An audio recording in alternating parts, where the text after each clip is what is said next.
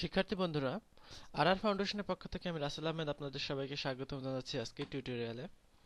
তো অনেকেই আমাদের রেসপন্সিভ টিউটোরিয়ালগুলো দেখে সিলেক্ট ন্যাব নিয়ে বেশ ঝামেলায় আছেন এবং অনেকেই সুন্দর সুন্দর মেনু তৈরি করতে চান, যেগুলো দেখা যাচ্ছে আমি যদি এই মেনুটা দেখি, এটাকে আমি জুম করছি।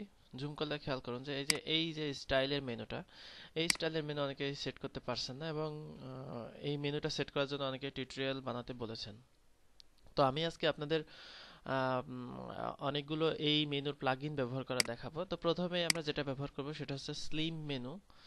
তো আমরা একটা টেমপ্লেট নিয়েছি, যেই টেমপ্লেটটাতে আমরা এর আগে, এটা যদি আমি দেখি, এটাতে আমরা সিলেক্ট ন্যাব ব্যবহার করেছি, যেটা এভাবে সিলেক্ট মেনু হয়। তো আমরা যদি ওইরকম মেনু তৈরি করতে চাই, সেক্ষেত্রে আমরা খুব সহজে এটা যুক্ত করতে পারি। তো প্রথমেই খেয়াল করুন, এখানে আপনি জিপ ফাইলটা ডাউনলোড করে নেবেন। এই জিপ ফাইলটা ডাউনলোড করলে আপনি একটা ফাইল পাবেন। সেই ফাইলটা ডাউনলোড করার পরে আপনি এখান থেকে ডাউনলোড করে নিলেন।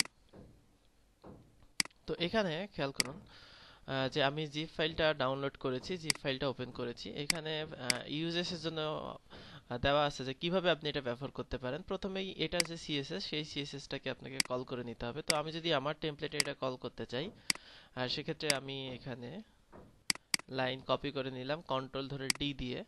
আর তারপরে আমরা স্লিম মেনু, যেটা এটার মিনিফাইড ভার্সন যেটা, সেটাই আমরা ব্যবহার করব, অর্থাৎ সিএসএস ফোল্ডারে এখানে দেখুন যে স্লিম মেনু মিনিফাইড যে সিএসএস ফাইলটা নিতে হবে। তো আমি মিনিফাইড সিএসএসটা নিলাম।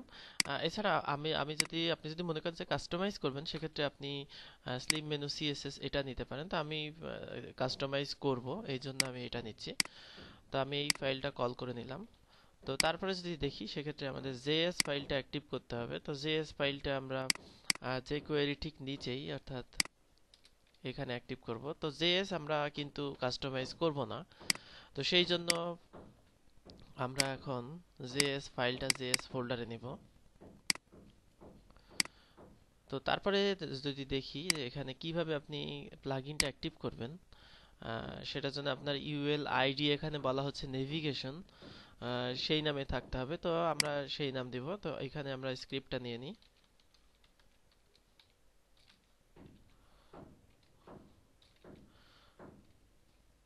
এখানে অপশনগুলো যদি আমি দেখি, সেক্ষেত্রে আমি এখানে খেয়াল করুন যে নেভিগেশন নামে যে আইডিটা, সেটাতে আমার অ্যাক্টিভ হচ্ছে। তো আমি এখন এটা কেটে দিই, সিলেক্ট নামে আমাদের লাগবে না। তো নেভিগেশন নামে যে আমার আইডিটা মেনুর ইউএল এর, সেটাতেই কিন্তু আমার এটা অ্যাক্টিভ হচ্ছে এবং ইউএল এর ক্লাস অবশ্যই এই স্লিম মেনু থাকতে হবে। তো এখানে রিসাইজ উইড, অর্থাৎ কত উইড হলে আপনি আপনার মেনুটাকে ওইরকম দেখতে চান সেটা। টাইটেল আপনি কি চান, সেই টাইটেলটা থাকবে। এখানে অ্যানিমেশন স্পিড আপনি মিডিয়াম এখানে আপনি চেঞ্জ করতে পারেন। ইজিং ইফেক্ট, আপনি যদি ইজিং ইফেক্ট দিতে চান, সেক্ষেত্রে ইজিং ইফেক্ট হবে। যে কোয়েরি ইজিং প্লাগইনটা এখানে ব্যবহার করতে হবে। আর চিলড্রেন ইনডেন্টার, অর্থাৎ আপনার যদি ড্রপডাউন মেনু থাকে, সেক্ষেত্রে তার আইডেন্টিফাই কি হবে সেটা এখানে সিম্বলের মাধ্যমে দিয়ে দেওয়া হয়েছে। তো এখন আমরা ইউএল এর আইডি অবশ্যই নেভিগেশন দেব এবং ক্লাস দিব, এখানে বলা আছে। তো আমরা এটা কপি করে নেই। তো তাহলে এখন যদি আমরা এটাকে রান করি, সেক্ষেত্রে আমরা দেখব যে আমাদের মেনুটা কিন্তু ওই সিএসএস থেকে পাচ্ছে, যদিও আমরা কাস্টমাইজ করতে পারবো। এখন যদি আমরা স্ক্রিনটা বড় করি, জুম করি, সেক্ষেত্রে আমরা যদি দেখি, এখানে যদি আমাদের জেএস গুলো সঠিকভাবে পাই, সেক্ষেত্রে আমাদের এখানে আহ, এই যে আমরা যে কাজটা করলাম, সেটা কিন্তু আমাদের এখানে পেয়ে যাবে। তো এখানে যে কোয়েরিটা দিতে হবে, তো আমরা দেখেন এখানে এখন জুম করলাম, জুম করলে কিন্তু আমাদের এই মেনুটা চলে আসলো। এই যে এখানে এটা যেটা আছে, সেটা কিন্তু এখানে আমাদের যে আমরা একটা সিএসএস ফাইল নিয়েছি, সেই সিএসএস ফাইল থেকে এসেছে। এখানে খেয়াল করুন যে বাটনটা আমাদের যেভাবে আইকন বার যেভাবে আসছে, এখানে এটা কিন্তু যে কোয়েরি দিয়ে চলে আসছে। আর নেভিগেশনটা কিন্তু আমাদের ডিসপ্লে নান হয়ে গেছে, এটা আমাদের রেসপন্সিভের জন্য এটা আসবে না।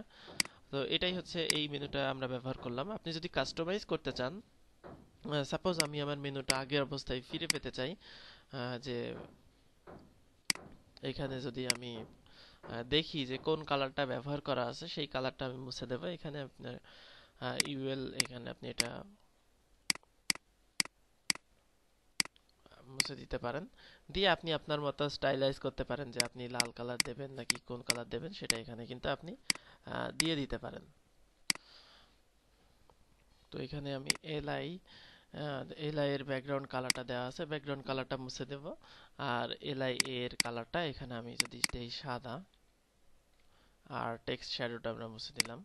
দিলে আমরা কিন্তু আগের মতো আমরা এখানে মেনু পাচ্ছি। এখানে আপনি কালার চেঞ্জ করতে পারবেন, অর্থাৎ আপনি কাস্টমাইজ আপনার ইচ্ছে মতো কাস্টমাইজ করতে পারবেন।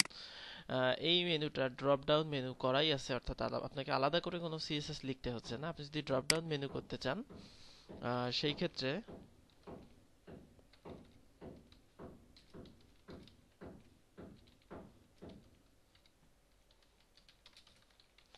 ড্রপ ডাউন আইটেম আমি নিলাম। তো আমার এখানে আমি ওভারফ্লো হিডেন করে রেখেছি, সেই ওভারফ্লোটা ওঠানোর জন্য এখন আমি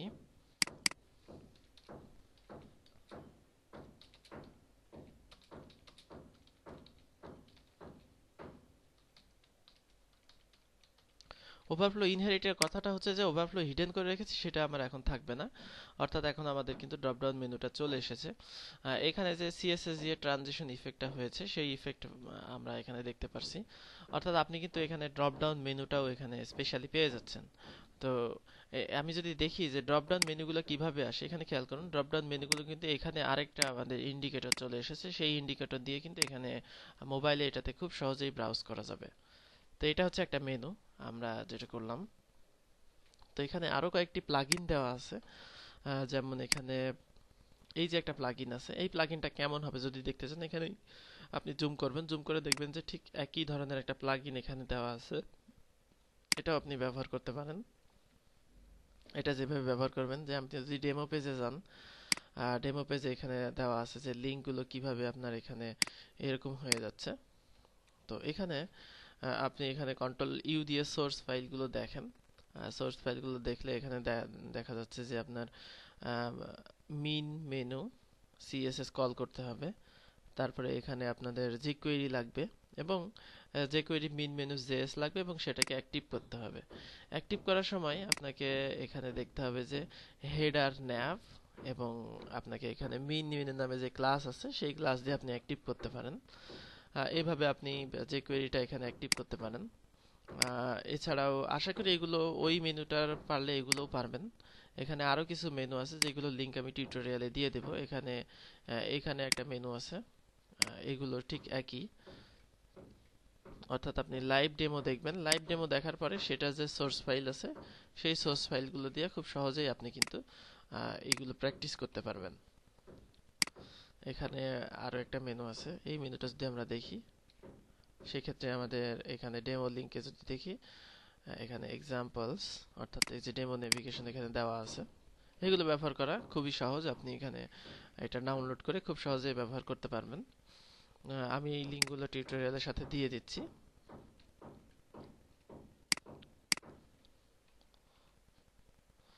আশা করি বুঝতে পেরেছেন যে কিভাবে আমরা এই মেনুগুলো ব্যবহার করতে পারছি। এখানে একটা মেনু আছে যেটা বাম দিক থেকে আসে, সেটা আপনার ব্যবহার করার নিয়মটা ঠিক একই। এখান থেকে আপনি ডাউনলোড করে ব্যবহার করবেন। তো আশা করি বুঝতে পেরেছেন যে রিসপন্সিভ আমরা কিভাবে এই মেনুগুলো ব্যবহার করতে পারি। এই মেনুগুলো দেখতে অনেকটা স্মার্ট, আমাদের সিলেক্ট ন্যাবের মতো না যে ট্যাপ করলেই মেনুটা চলে আসছে। তো ধন্যবাদ সবাইকে আজকে টিউটোরিয়াল দেখার জন্য। আল্লাহ হাফেজ।